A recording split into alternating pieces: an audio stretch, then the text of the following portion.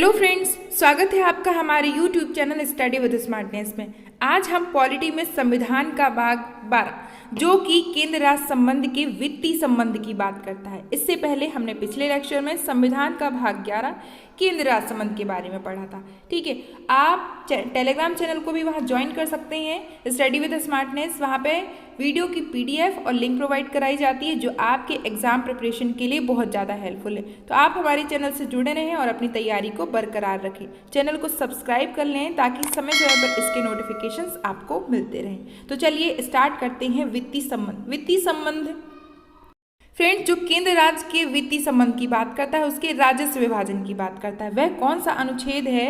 अनुच्छेद 264। और ये कौन से भाग में है? भाग 11। आपसे सीधा क्वेश्चन पूछा जाएगा। तो केंद्र व राज्य के वित्तीय संबंध की बात कि कैसे किया जाता है, कैसे अनुदान दिए जाते हैं, क्या काम होता है और इसका बंटवारा कैसे होता है, तो इसके लिए भाग 12 बनाया गया है। ठीक है, राजस्व विभाजन की बात करें तो संघ द्वारा करों से प्राप्त राजस्व का केंद्र व राज्यों के मध्य विभाजन होता है। ठीक है, जो भी केंद्र कर प्राप्त करता है, और इसका जो प्रावधान है वह 268 से 272 तक अनुच्छेद में दिया गया है। एक और इम्पॉर्टेंट बात कि कर शब्द के स्थान पर शुल्क शब्द का प्रयोग होने लगा है। ठीक है, मतलब कर ना बोलकर उसे बोला जाता है शुल्क। ठीक है, तो चलिए सबसे पहले पढ़ते हैं 264 आर्टिकल क्या कहता है। 264 आर्टिकल है विधि के प्राधिकार के बिना करों का अधिरोपण ना किया जाए। यानी कि इसका अर्थ है कि जैसे इसे हम ऐसे समझ सकते हैं, कोई बुक होती है, कोई बुक में उसका सिलेबस सामने दिया होता है। इसी प्रकार वित्त की जो बात है, फाइनेंस कमीशन क्या काम करेगा, कैसे बंटवारा होगा, ठीक है, कर का विभाजन कैसे होगा, तो उस सब की बातें की गई हैं 264 आर्टिकल में। ठीक है, नेक्स्ट है 266, बहुत इंपॉर्टेंट आर्टिकल है, भारत व राज्यों के संचित निधियां और लोक लेखे से संबंधित है। ठीक है, तो संचित निधि की बात कौन करता है? 266। अब संचित निधि होती क्या है तो ये भी हम जान लेते हैं। संचित निधि वह निधि है जिसमें संसद में प्रस्तुत अनुदान मांगों के द्वारा व्यय किया जाता है। ठीक है, अब इसमें राज्यों को करों व शुल्क में से उनका अंश देने के बाद जो भी धन बचता है वह इस निधि में डाल दिया जाता है। फ्रेंड्स, इसमें अनुदान मांगे शामिल हैं। भारत की संचय निधि का प्रावधान, इसमें भारत की सभी जमा धनराशि यहीं से स्वीकार होती है। ठीक है, वह यहीं से पैसा निकाला जाता है। तो भारत की संचित निधि पर किसका नियंत्रण होता है, यह भी एक क्वेश्चन बन सकता है। तो भारत की संचित संसद का नियंत्रण होता है। फ्रेंड्स, ठीक है, ये क्वेश्चन सीधा पूछा जा सकता है। संचित निधि पर संसद का नियंत्रण होता है। नेक्स्ट आर्टिकल है 267। 267 बहुत इंपॉर्टेंट आर्टिकल है जो कि आकस्मिकता निधि की बात करता है। आकस्मिकता निधि, इसके शब्द से ही पता चल रहा है कि इसका अर्थ क्या होगा। आकस्मिकता निधि क्या होती है? जिस पर राष्ट्रपति का पूर्ण नियंत्रण होता है। ठीक है, आकस्मिकता निधि पर किसका नियंत्रण होता है? राष्ट्रपति का पूर्ण नियंत्रण होता है। अब ये होती क्या है, तो इसमें जमा धनराशि का जो भी व्यय होगा वह कानून द्वारा स्थापित प्रक्रिया के अनुसार किया जाएगा, यानी जो विधियां बनाई गई हैं उसके तहत इसका प्रयोग किया जाएगा, और संसद की अनुमति के बिना इससे धन नहीं निकाला जा सकता। कुछ ऐसी ही विशेष परिस्थितियां आती हैं जब राष्ट्रपति अग्रिम रूप से इस निधि से धन निकाल सकते हैं, यानी राष्ट्रपति का इसमें पूर्ण नियंत्रण होता है ऐसी सिचुएशन पर। ठीक है, तो आकस्मिकता निधि की बात करता है 267। नेक्स्ट आर्टिकल की बात करें तो 268, ये क्या कहता है? यह भी बहुत इंपॉर्टेंट आर्टिकल है। इसमें बताया गया है कि केंद्र कर लगाएगा, वसूलेगा कौन? राज्य, यानी राज्यों को वसूलने का अधिकार है और लगाने का अधिकार किसको है? केंद्र को। तो ये इंपॉर्टेंट है, पूछा जाएगा।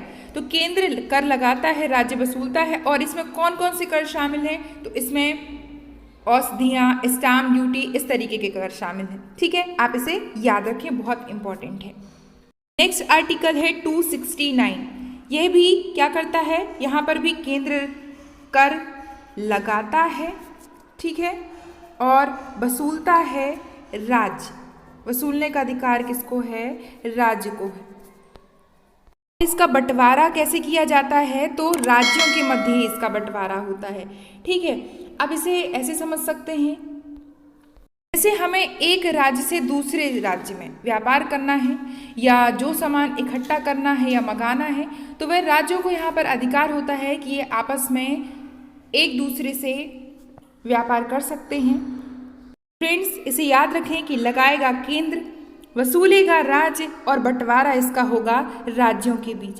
अब पढ़ते हैं हम नेक्स्ट आर्टिकल 275, जो कि कुछ राज्यों को संघ अनुदान देता है, इसकी बात करता है। तो सीधा क्वेश्चन पूछा जाता है कि वह कौन सा अनुच्छेद है जहां पर राज्यों के लिए अनुदान देने का अधिकार केंद्र के पास है? तो वह है आर्टिकल 275, यानी कि इसमें आता है विधिक अनुदान। विधिक अनुदान क्या होता है फ्रेंड्स? 275 यानी कि संसद के पास ये अधिकार है कि वे राज्यों की संचित निधि से जो भी धन है वह आपदा से निपटने के लिए राज्यों को ही प्रदान करेगी। यानी ऐसी सिचुएशन आती है जब राज्यों को इसकी आवश्यकता पड़ती है तो वहाँ पर अनुदान देने का अधिकार संसद को है, उसे कहते हैं विधिक अनुदान। ठीक है, अब हम नेक्स्ट पढ़ेंगे और सबसे इम्पोर्टेंट पढ़ेंगे वित्त आयोग। ठीक है, 280 में बताया गया है, तो इसके बारे में हम अच्छे से डिटेल में पढ़ेंगे। सबसे पहले 1951 में बात करें तो केसी नियोगी की अध्यक्षता में प्रथम वित्त आयोग का गठन किया गया था। ठीक है, वित्त आयोग का गठन कितने वर्ष के लिए किया जाता है? तो वित्त आयोग का गठन किया जाता है 5 वर्ष के लिए फ्रेंड्स। ठीक है, आयोग के कार्य क्या क्या होते हैं ये भी हम देखते हैं केंद्र और राज्यों के लिए। तो करों की शुद्ध वितरण और राज्यों के बीच आगमों का आवंटन करता है। ठीक है, यानी भारत की संचित निधि में से राज्यों के राजस्व में सहायता अनुदान को भी शासित करने का अधिकार इसे है। और राज्य जो है वित्त आयोग द्वारा की गई सिफारिशों के आधार पर राज्य के नगर पालिकाओं और पंचायतों की संसाधनों की पूर्ति के लिए संचित निधि से देने की बात करता है। यानी यहाँ पर सीधा सा नियंत्रण होता है केंद्र का और केंद्र से संबंधित है राज्य, और राज्य जो है अपने क्षेत्र के लिए कार्य करता है। यानी इसका सीधा सा मतलब हम समझ सकते हैं कि यह राज्य व केंद्र के बीच, ठीक है फ्रेंड्स, कर बंटवारे के लिए सिफारिशें देना इसका कार्य है। और इसमें कितने सदस्य होते हैं तो ये पूछा भी जा सकता है। यह 5 सदस्यीय निकाय कहलाता है, यानी इसमें कितने सदस्य होते हैं? 5 सदस्य होते हैं। इसके गठन का अधिकार किसे है? तो वित्त आयोग के गठन का अधिकार है राष्ट्रपति को। ठीक है, इसे याद रखें, बहुत इंपॉर्टेंट है वित्त आयोग 280। अब इसमें 5 सदस्य तो होते हैं, तो 5 सदस्य में एक अध्यक्ष होता है और 4 अन्य सदस्य होते हैं, यानी वित्त आयोग जो होता है 5 सदस्यीय होता है। इसे याद रखें, बहुत इंपॉर्टेंट है। नेक्स्ट आर्टिकल है 281 जो वित्त आयोग की सिफारिशें करता है। वित्त आयोग की सिफारिशें कैसे? तो राष्ट्रपति वित्त आयोग की सिफारिशों को संसद के प्रत्येक सदन के समक्ष रखवाता है। यह सीधा बताया गया है 281 आर्टिकल में, यानी सिफारिशों की बात की गई है 281 आर्टिकल में। किससे संबंधित है? तो यह वित्त आयोग से संबंधित है।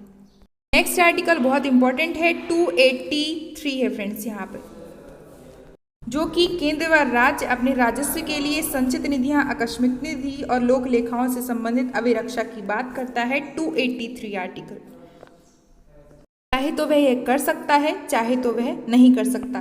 तो ये एक प्रकार का संचित निधियों से आकस्मिकता निधि से संबंधित केंद्र राज्य के बीच का संबंध है।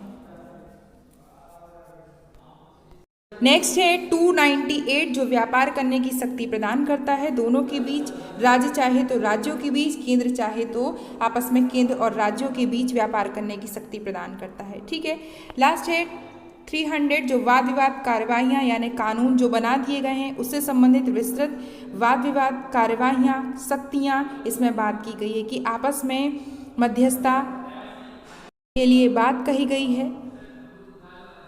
वाद विवाद जो भी मामले हैं तो केंद्र व राज्य आपस में उसका निपटारा करे, उसके लिए संसद को अधिकार है राष्ट्रपति की अनुमति से।